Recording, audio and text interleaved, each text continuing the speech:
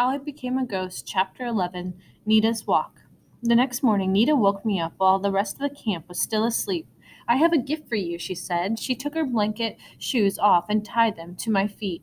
You need the shoes, she said. I had learned long ago to never refuse a gift. Yakoki, Nita, I said, smiling at my little sister. You are sweet. Nita ran to the campfire and hid behind her mother. Nita, where are your shoes? Asked her mother. Nita pointed to me. She wanted me to have these, I said. Her mother beamed with pride. I ate my breakfast quickly, and then I cut Nita another pair of shoes. Here, I said to her, now big brother and little sister both have blanket shoes. I like that, she said. Nita stayed near me all day. Once she jumped under my blanket and giggled. The cold was easier to endure with Nita close by. At sunset, the wind blew hard and rattled the ice in the trees. I drew my blanket over my head. Our day's walk would soon be over, and I was glad. The shiver came swift and warm. I opened my eyes, and Nita smiled at me. As I watched, her face swelled till her lips were puffy and her eyes were little tiny slits. She stared at me without moving. At first, I didn't notice the small spider by her nose. It was tiny. It was a tiny black spider, and it crawled across her face. I reached out a finger to flick it from her cheek, but my hand went right through her. Nita was a ghost. It was her time, Mr. Jonah whispered in my ear. When I opened my eyes, Nita was still alive, walk-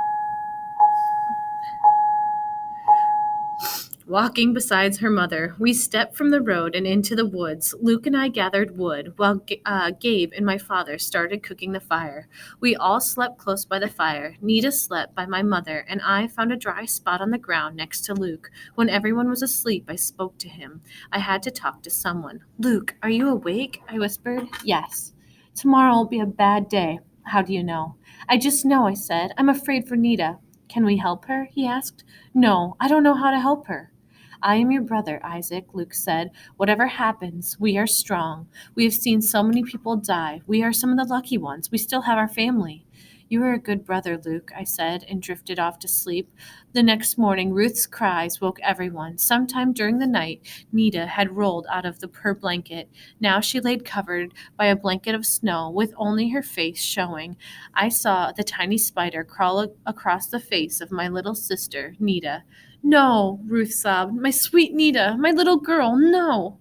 My mother ran to help and wrap Nita into her blanket. Nita did not move. She would never move again. Ruth's cries carried far beyond our camp, and soon a dozen women circled Nita and her mother. The older woman broke bark from the trunks of the cedar trees, then burned the bark and waved the smoke over Nita. They sang the Choctaw death song. No one built a cooking fire that morning. A soldier rode his horse into camp. Time to walk, he shouted. He looked at Nita and the women. Another soldier pulled his horse to a stop. What's the holdup? He asked. Another one died, the soldier said. One less to feed, said the second soldier. They rode away.